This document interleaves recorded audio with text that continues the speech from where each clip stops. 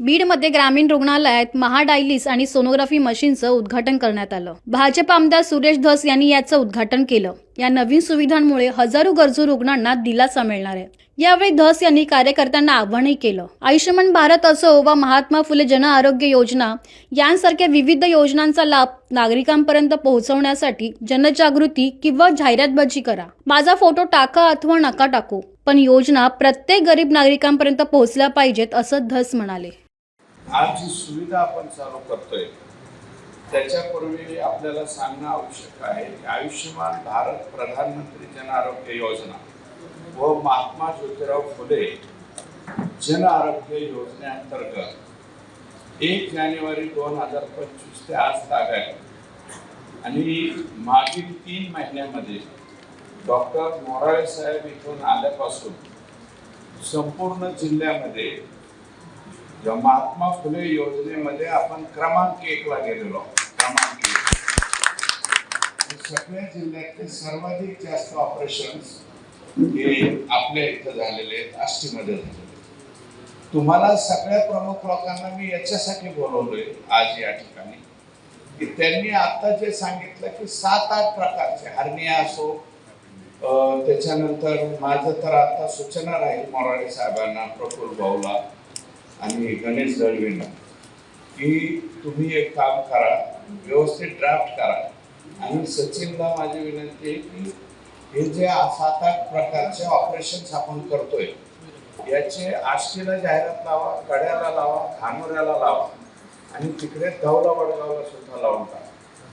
म्हणजे मोठाले आणि कार्यकर्त्यांना माझी विनंती आहे की आमचे बोर्ड जे लावता ना तुम्ही अमुक अमुक असं झालं शुभेच्छुक खाली तुमचा फोटो, तर माझं म्हणणं असं आहे की बाबा शुभेच्छुक म्हणून तुमचा फोटो टाका, आमचा टाकू वाटलं तर टाका, नाही तर नका टाकू। परंतु दवाखाना ते आपल्या इथं खरडगाव फाट्यावर एक लागला पाहिजे।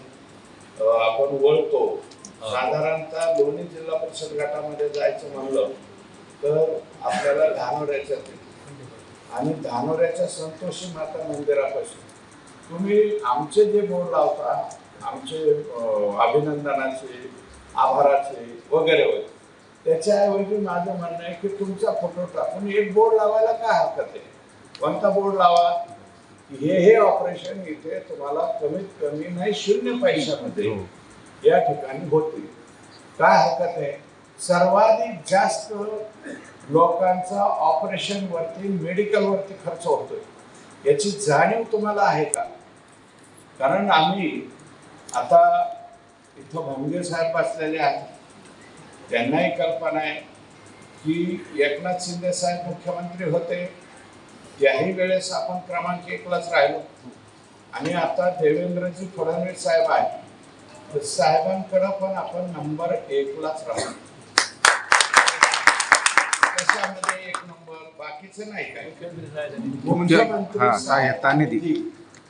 आणि आता काही दिवसाच्या नंतर आपण वेळ मागितलेली त्यांनी दिली।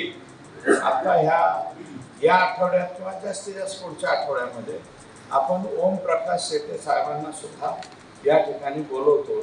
म्हणजे आयुष्यमान भारतच्या बाबतीमध्ये सर्वाधिक ते तर काय म्हणतात रोज 100 पेशंट पाठवून, म्हणजे लोकांचा जो पैसा प्रचंड मोठ्या प्रमाणावरती खाजगी दवाखान्यामध्ये जातोय याला कुठेतरी आळा घालण्याची आवश्यकता आहे। आणि मी पाठीमागं काय झालं काय नाही याच्यावरती आता फारशी चर्चा करत नाही, परंतु मोराळे साहेब आणण्याच्या पूर्वी इथं ओपीडी 0 वर गेली।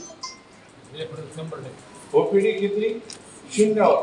आलं पेशंट की जाऊ द्या नगर, आलं पेशंट की जाऊ द्या नगर।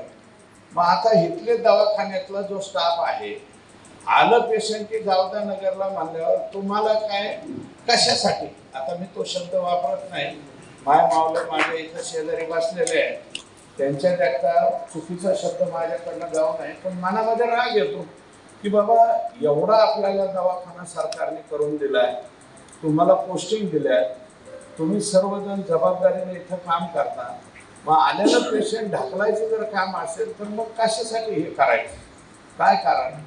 त्यामुळं आता ओपीडी मी विचारलं साहेबांना तर मोराळे साहेब म्हणले की 250 वरती माझी OPD आता गेलेली आहे.